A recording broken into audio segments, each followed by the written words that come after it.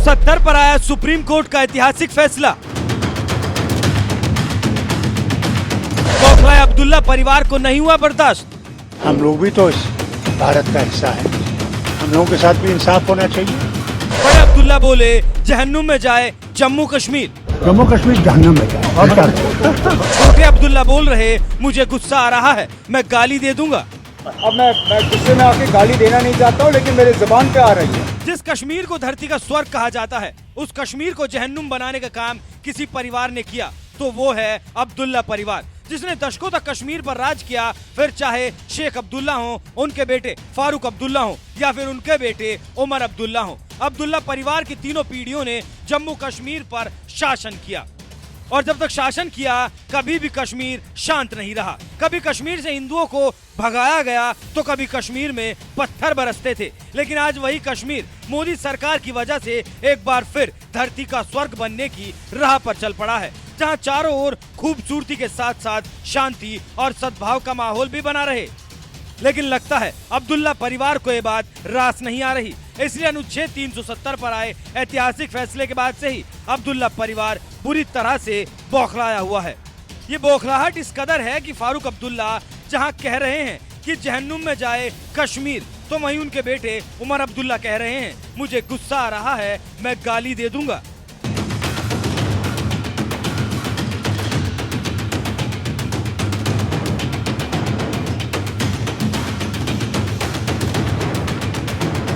दरअसल 5 अगस्त 2019 को मोदी सरकार ने जब कश्मीर से अनुच्छेद 370 खत्म करने का ऐतिहासिक फैसला किया था, तो उस वक्त इस फैसले का विरोध करने वालों में कांग्रेस के साथ साथ अब्दुल्ला परिवार भी था, जिसकी वजह से सरकार को उन्हें नजरबंद करना पड़ा था।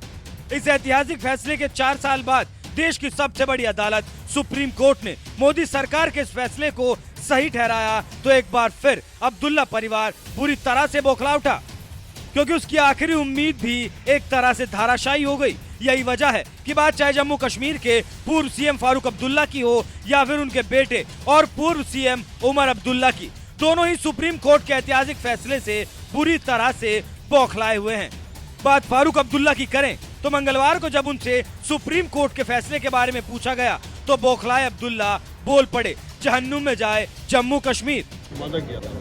फरमाइए क्या कहना है किस बारे में? वही जम्मू कश्मीर जहन्नुम में जाए और क्या करें? जम्मू कश्मीर ले गए वहीं ले गए आप लोग, क्यों कर दिया? लोगों के दिल जीतने हैं, कैसे जीतोगे लोगों के दिल? जब ऐसे वैसे चीजें करो जिससे लोग आपसे और भी दूर जाए। हमारे साथ जम्मू कश्मीर के वादा किया था, फरमाइए आने के बाद क्या कहना है किस बारे में? वही जम्मू कश्मीर जहन्नुम में जाए और क्या करें? जम्मू कश्मीर ले गए वहीं ले गए आप लोग, क्यों कर दिया? लोगों के दिल जीतने हैं, कैसे जीतोगे लोगों के दिल? जब ऐसे वैसे चीजें करो जिससे लोग आपसे और भी दूर जाए। हमारे साथ जम्मू कश्मीर के फारूक अब्दुल्ला 3 बार जम्मू कश्मीर के मुख्यमंत्री रह चुके हैं, लेकिन इसके बावजूद कश्मीर से अनुच्छेद 370 नहीं हटा पाए, जिससे कश्मीर और भारत के बीच की दूरियां कम हो सकें। और जब मोदी सरकार ने एक काम किया तो यही अब्दुल्ला हाय तौबा करने लगे। कुछ ऐसा ही हाल उनके बेटे उमर अब्दुल्ला का भी है, जो जम्मू कश्मीर के मुख्यमंत्री रह चुके हैं, लेकिन उन्होंने भी कश्मीर से अनुच्छेद 370 हटाए जाने के लिए कोई कदम नहीं उठाया, ये जानने के बावजूद कि जब कश्मीर पर अनुच्छेद थोपा गया था तो नेहरू ने भी कहा था कि ये अस्थायी अनुच्छेद है जिसे बाद में हटाया जाएगा।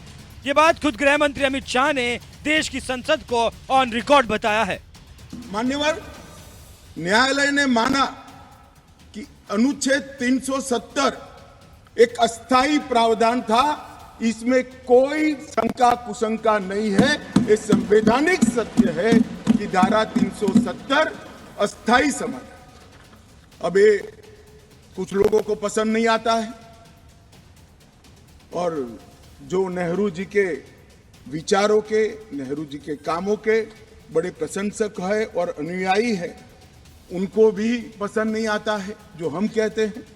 मगर मैं उनको बड़ी विनम्रता से पूछना चाहता हूं, अगर धारा 370 इतनी ही न्यायिक थी, इतनी ही जरूरतमंद थी, तो इसके सामने एक ही आर्टिकल है मान्यवर जिसके सामने टेम्पररी शब्द का उपयोग किया गया, वो स्वयं नेहरू जी ने क्यों किया होगा?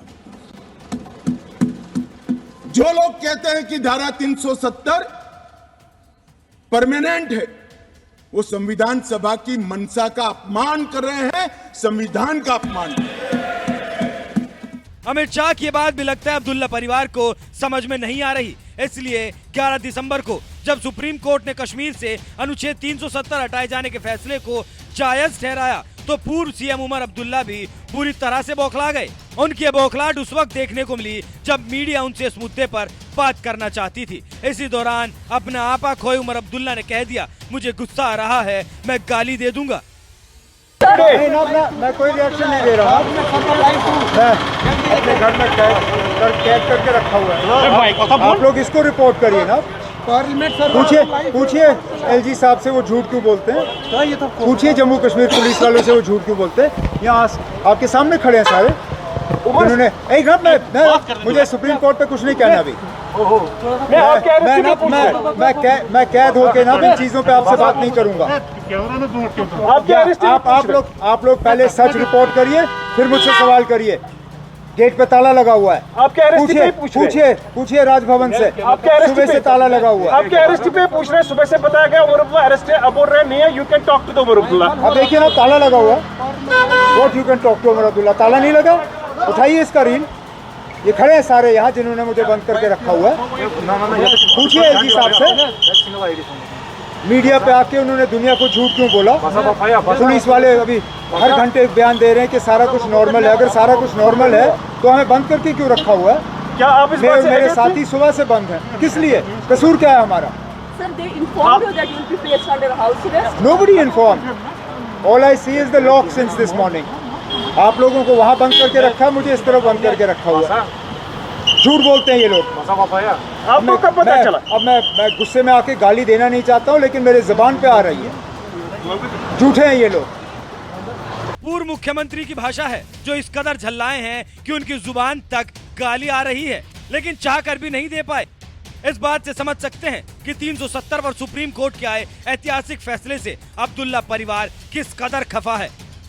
ये वही अब्दुल्ला परिवार है जो आज भी अनुच्छेद 370 की वापसी का सपना देख रहा है, लेकिन जब तक सत्ता में मोदी सरकार है ये सपना तो फिलहाल सपना ही रह जाएगा, क्योंकि मोदी सरकार तो फिलहाल कश्मीर से अनुच्छेद 370 बहाल करने वाली नहीं है, क्योंकि यही वो अनुच्छेद 370 है जिसकी वजह से दशकों तक कश्मीर भारत से नहीं जुड़ पाया था। यही वो अनुच्छेद 370 है जिसकी वजह से भारत का अंग होने के बावजूद भी कश्मीर में अलग संविधान चलता था। लेकिन अब सब इतिहास बन गया है, क्योंकि मोदी है तो मुमकिन है। वैसे मोदी सरकार के इस फैसले से अब्दुल्ला परिवार को जिस तरह से तकलीफ हो रही है उस पर आपका क्या कहना है, अपनी राय हमें कमेंट कर जरूर बताएं।